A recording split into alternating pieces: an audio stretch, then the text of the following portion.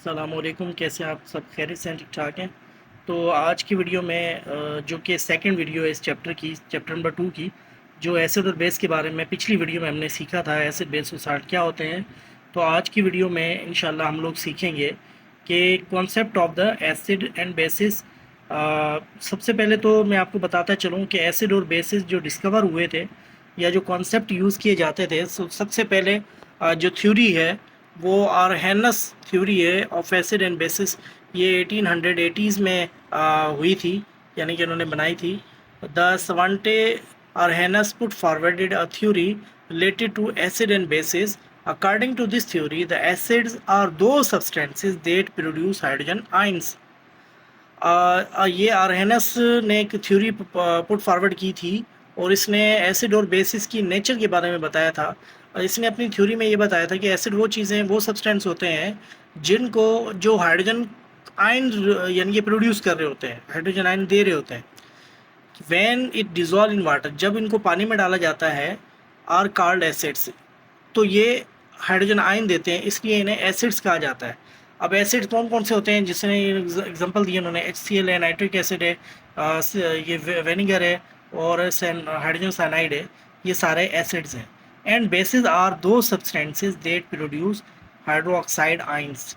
और बेस वो सब्सटेंस होते हैं जो हाइड्रोक्साइड आयन देते हैं व्हेन डिजॉल्व इन वाटर, जब पानी में उन्हें डिजॉल्व किया जाता है। जैसे हमारे पास एग्जांपल में है sodium hydroxide, potassium hydroxide, ammonium hydroxide, calcium hydroxide. तो ये जिस तरह से ये डायग्राम में आपको दिखाया गया कि एसिड जो होते हैं वो हाइड्रोजन आयन प्रोड्यूस कर रहे हैं और बेस जो होते हैं वो OH आयन प्रोड्यूस कर रहे हैं। तो इन्होंने एग्जाम्पल के तौर पे यहाँ पे बताया गया, the properties of acids are due to the presence of hydrogen ions. आप जानते हो जितने भी हमने वो एसिड ऊपर पढ़े उनमें H आयन जो था वो कॉमन था। और जो हमने यहाँ ऊपर देख लेते हैं हम, जो एसिड्स हैं, जो एसिड की एग्जांपल्स हैं ये आपके सामने आ रही हैं। इन सब में देखें हाइड्रोजन आयन जो है ना कॉमन है। और इसी तरह अगर हम बेसिस को देखें तो बेसिस के अंदर एक चीज़ कॉमन है, जो वो ये है कि इनके अंदर OH आयन मौजूद होते हैं।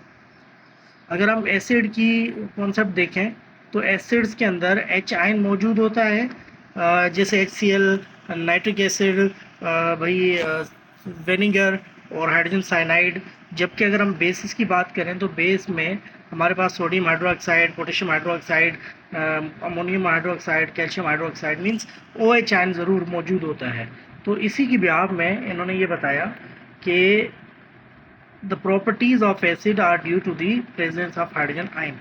जो एसिड की प्रॉपर्टीज़ हैं वो हाइड्रोजन आयन की वजह से होती हैं। जब हाइड्रोजन HCl को डिकम्पोज किया जाता है तो हाइड्रोजन अलग हो जाता है और क्लोरीन आयन अलग हो जाता है।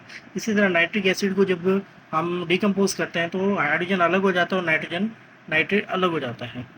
The properties of bases are due to the presence of hydroxyl ions, hydroxide ions.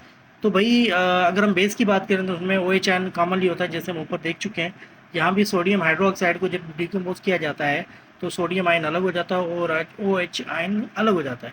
इसी तरह कैल्शियम को भी हम अलग कर सकते हैं। अगर हम बात करें साल्ट की, a salt is an organic compound that is formed by the reaction of an acid and base. जो साल्ट होता है वो एक फॉर्म्ड होता है या बना हुआ होता है एसिड और बेस का, यानी कि एसिड और बेस आपस में मिलके साल्ट बनाते हैं। जिस तरह हमारे पास ये दिया गया है हाइड्रोजन ब्रोमाइड, और जब ये हाइड्रोजन पोटेशियम हाइड्रोक्साइड के साथ मिलती है तो पोटेशियम ब्रोमाइड बन जाता है और वाटर बन जाता है, मीन्स ये साल्ट बन रहा है पोटेशियम ब्रोमाइड का।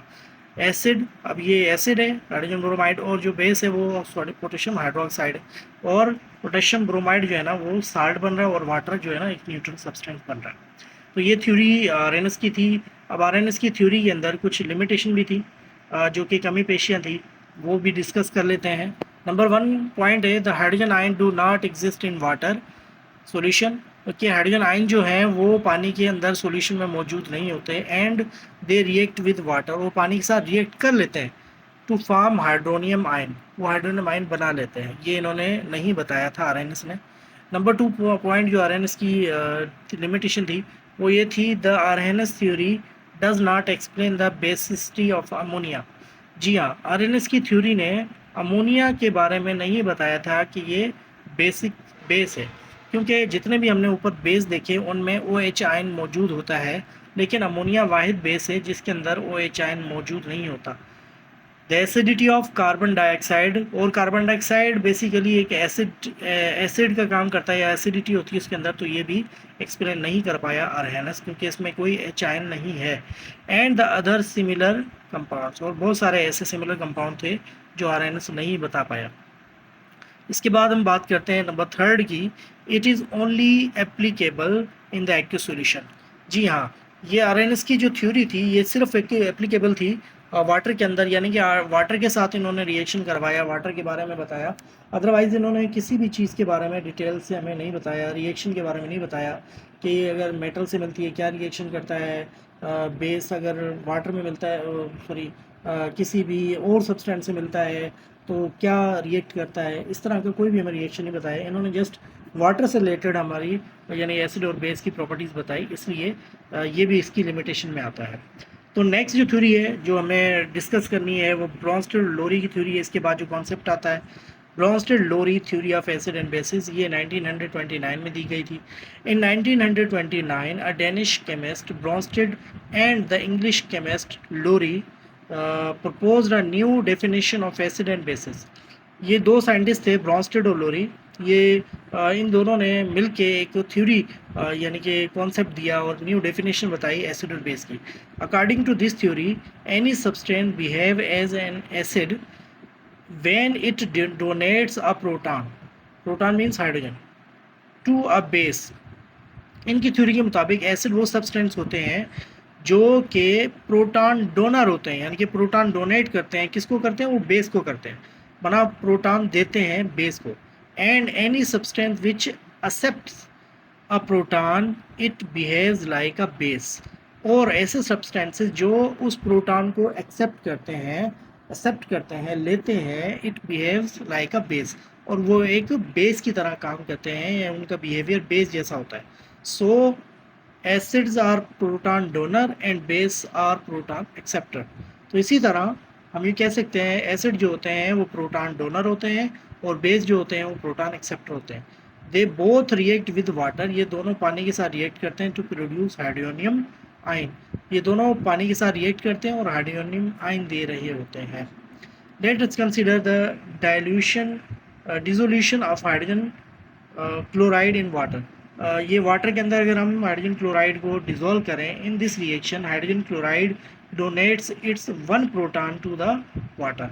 इसमें हाइड्रोजन क्लोराइड जो है वो वाटर को एक आयन देता है, एंड वाटर जो कि एक्सेप्ट करता है, accepts one proton to become hydronium ion. यहाँ पे HCl जो है, हाइड्रोजन क्लोराइड जो है HCl, इसको जब हम पानी के साथ रिएक्शन करवाते हैं, अब यहाँ पे HCl जो है वो एज आ एसिड का काम कर रहा है और जो वाटर है एज आ बेस का काम कर रहा है। और यहाँ पे हाइड्रोजन क्लोराइड जो है HCl ये अपना एक प्रोटॉन देगा और जो वाटर है वो उससे प्रोटॉन लेकर हाइड्रोनियम आयन बना देगा, जबकि क्लोरीन अपना हाइड्रोजन देकर अकेला हाइड्रोजन और क्लोरीन का आयन बन के अलग हो जाएगा।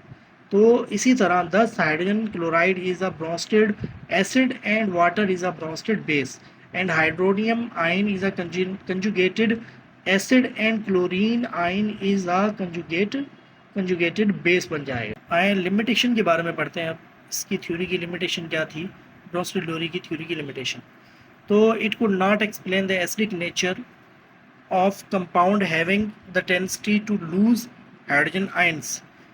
इसने उन कंपाउंड्स के बारे में बिल्कुल भी नहीं बताया जो हाइड्रोजन आयन नहीं दे पाते, हालांकि उनका वो बिहेव ऐसा करते हैं जैसे वो एसिड होते हैं, यानी कि उनकी नेचर बेसिकली एसिडिक ही होती है, लेकिन वो हाइड्रोजन आयन लूज़ नहीं करते, जैसे carbon dioxide, aluminium trichloride, sulphur trioxide. तो ये ऐसे सब्सटेंसेस थे जो कि एसिडिक नेचर थे, लेकिन ये हाइड्रोजन आयन लूज़ नहीं करते, इसलिए ब्रॉन्स्टेड-लोरी इसको इस कॉन्सेप्ट को बताना यानी कि बताने के लिए नहीं बता पाए। इसके बाद it could not explain the basic nature of the compound having OH ion. ये इन्होंने इस कॉन्सेप्ट को भी नहीं बताया जिनके अंदर OH आयन थे, यानी कि जो OH आयन मौजूद होता है, अब आप जानते हो एसिड और बेस के अंदर, बेस में यही फ़र्क होता है, उसके अंदर OH आयन होता है। इसने OH आयन की कोई बात ही नहीं की, कोई OH के बारे में कुछ भी नहीं बताया। इन्होंने जस्ट हाइड्रोजन को लूज़ करना और गेन करने के बारे में बताया, जैसे कि सोडियम हाइड्रोक्साइड, पोटेशियम हाइड्रोक्साइड और कैल्शियम हाइड्रोक्साइड। तो अब नेक्स्ट थ्योरी जो हमारे पास है वो है लेविस की थ्योरी। लेविस का कॉन्सेप्ट जो है वो भी 1923 में ही आया था, लेकिन इसकी जो थ्योरी थी वो इलेक्ट्रॉनिक एक्सप्लेनेशन के ऊपर बेस्ड थी। Gilbert and Lewis put forwarded his definition of acid and bases in the year of 1923. According to this theory, an acid is a substance that capable to accepting an electron pair, and base is a substance that is capable to donating an electron pair. इनके इसके concept के मुताबिक, Levi's के मुताबिक, acid वो substance होते हैं जो कि इलेक्ट्रॉन जो पेयर है पूरा वो एक्सेप्ट करने के कैपेबल होते हैं, और जबकि बेस वो सब्सटेंसेस होते हैं जो कि इलेक्ट्रॉन का पूरा पेयर जो है वो डोनेट करने की कैपेबल होते हैं। Thus a Lewis acid is an electron pair acceptor. तो लेविस के मुताबिक एसिड वो सब्सटेंस होता है जो इलेक्ट्रॉन का पूरा पेयर एक्सेप्ट करता है, and Lewis base is an electron pair donor. और जो लेविस बेस होता है वो इलेक्ट्रॉन का पूरा पेयर डोनर होता है, डोनेट करने वाला होता है।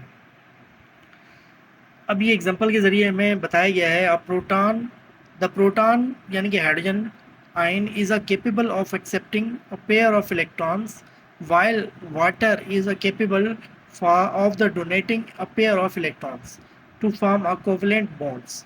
So according to the Lewis concept, hydrogen ion is a Lewis acid and water is a Lewis base. इन्होंने बताया कि प्रोटॉन जो होता है यानी कि हाइड्रोजन आयन जो होता है वो केपेबल होता है कि वो इलेक्ट्रॉन पेयर को एक्सेप्ट करे, जबकि वाटर वो सब्सटेंस होता है जो कि जिसके अंदर कैपेसिटी होती है, कैपेबिलिटी होती है, जो कि इलेक्ट्रॉन का पूरा पेयर लूज़ करता है या दे देता है, डोनेट करता है। In the Lewis scene it is the formation of the coordinate covalent और डेटिव डोनर एक्सेप्टर बॉन्ड। ये लेविस की कॉन्सेप्ट के मुताबिक ये जो बॉन्ड बनती है ये कोऑर्डिनेट कोवलेंट बॉन्ड होती है, जिसे डोनर एंड एक्सेप्टर बॉन्ड भी कहा जाता है। ये जिस तरह से आपके फिगर में इसमें डायग्राम में दिखाया गया है, ज़रा जूम आउट कर लें तो ये देखें, इसमें हाइड्रोजन जो है वो लेविस एसिड का काम कर रहा है। इसमें कोई HCl भी हो सकता है, नाइट्रिक एसिड भी हो सकता है जिसमें हाइड्रोजन आयन मौजूद हो, और वाटर एज अ बेस का काम कर रहा है। यहाँ पे ये वाटर के पास आप देखें लोन पेयर मौजूद हैं, ये पूरा पेयर मौजूद है हाइड्रोजन इलेक्ट्रॉन का, जो कि ये हाइड्रोजन को दे सकता है। यानी कि हाइड्रोजन जो है वो एक्सेप्टर है और वाटर जो है वो डोनर है, और जो प्रोडक्ट बनती है वो हाइड्रोनियम आयन बनती है, एडिटिव। तो इस तरह से ये इन्होंने एक्सप्लेन किया लेविस ने अपने कॉन्सेप्ट को। तो इसकी कुछ लिमिटेशन भी थी, आज हम लिमिटेशन को भी समझते हैं। लेविस के कॉन्सेप्ट की जो लिमिटेशन है उसमें सबसे पहली लिमिटेशन ये है, it could not explain the release of energy during the formation of a covalent bond. सबसे पहली बात तो उसने ये जो लेविस ने जो कॉन्सेप्ट था इसमें बहुत अच्छी बात की थी, इलेक्ट्रॉन की वजह से यानी कि जो बॉन्डिंग बनती है वो बताई, लेकिन ये बिल्कुल भूल चुका था कि एनर्जी के फॉर्मेशन ऑफ, क्योंकि जो कोवलेंट बॉन्ड बनती है उसमें फॉर्मेशन होती है एनर्जी, रिलीज एनर्जी होती है, तो उसके बारे में इसने बिल्कुल भी नहीं बताया। सेकंड इसका पॉइंट ये, it could not clarify the shapes of the molecule and the amount of energy release during the covalent bond formation. इसने शेप्स के बारे में भी नहीं बताया, और वही एनर्जी जो रिलीज़ हो रही होती है कोवलेंट बॉन्ड्स की फॉर्मेशन में वो नहीं बता पाया। Number third, it could not explain the nature of attractive forces between the constituent atoms of a molecule. और इसमें ये एक्सप्लेन नहीं कर पाया नेचर ऑफ जो अट्रैक्टिव फोर्सेस के अंदर शामिल होती हैं जिसकी वजह से एक पूरा मॉलिक्यूल बनता है, उसको भी एक्सप्लेन नहीं कर पाया। तो समरी के अगर हम देखें इसमें, summarised acid and base theories, Arrhenius की theory, the Arrhenius theory, acids are the substances that produce hydrogen ion and bases are the substances that produce hydroxyl ions when dissolved in water। तो Arrhenius की theory के मुताबिक acid वो substance होते हैं जो hydrogen ion produce करते हैं वाटर के अंदर डाला जाता है जब उसे मिक्स किया जाता है, और बेसिस वो हैं जो कि hydroxyl ion OH ion produce कर रहे होते हैं जब पानी के अंदर डाला जाता है। इनके एग्जांपल में HCl एसिड के एग्जांपल में और बेस के एग्जांपल में हमारे पास सोडियम हाइड्रोक्साइड आ जाता है। इसी तरह ब्रोंस्टेड लोरी थ्योरी की अगर हम बात करें तो उसमें an acid is a proton donor जो कि हाइड्रोजन है, and base is a proton acceptor, और बेस जो होता है वो प्रोटॉन एक्सेप्टर होता है। Ammonia is a base and water is a as a acid, यहाँ पे शो किया गया है। अगर हम बात करें लेविस के कंसेप्ट को, लेविस की थ्योरी को, acids are electron pair acceptor होते हैं and bases are electron pair donor होते हैं। यानी कि एसिड वो सब्सटेंसेस होते हैं जो इलेक्ट्रॉन पेयर एक्सेप्ट करते हैं, और बेसिस वो सब्सटेंस होते हैं जो कि इलेक्ट्रॉन पेयर डोनेट करते हैं। यहाँ पे दो एग्जांपल दी गई हैं, बोरान ट्राइफ्लोराइड है, उसके बाद ये एज आ एसिड का काम करती है, और यहाँ पे अमोनिया जो दी गई है वो एज आ बेस का काम करती है। तो आज की थ्योरीज़ में हमने, आज की वीडियो में हमने तीनों थ्योरीज़ को कवर किया, एसिड बेसिस की थ्योरीज़ को, जिसमें हमने लेविस के कॉन्सेप्ट को देखा, उसके बाद हमने ब्रोंस्टेड लोरी की थ्योरी पढ़ी, उसकी कुछ लिमिटेशन थी उसके बारे में समझा, और लास्ट में हमने आरएनएस की थ्योरी जो कि शुरू में हमने आरएनएस की थ्योरी से शुरू किया था, तो आरएनएस की थ्योरीज हमने समझी। तो इस तरह से हमने ये सेकंड वीडियो जो है इसकी कंप्लीट की है। इंशाल्लाह नेक्स्ट वीडियो में हम अगले कॉन्सेप्ट की तरफ जाएंगे एसिड और बेस के। तब तक अल्लाह हाफिज़, गुड बाय, अल्लाह हाफिज़।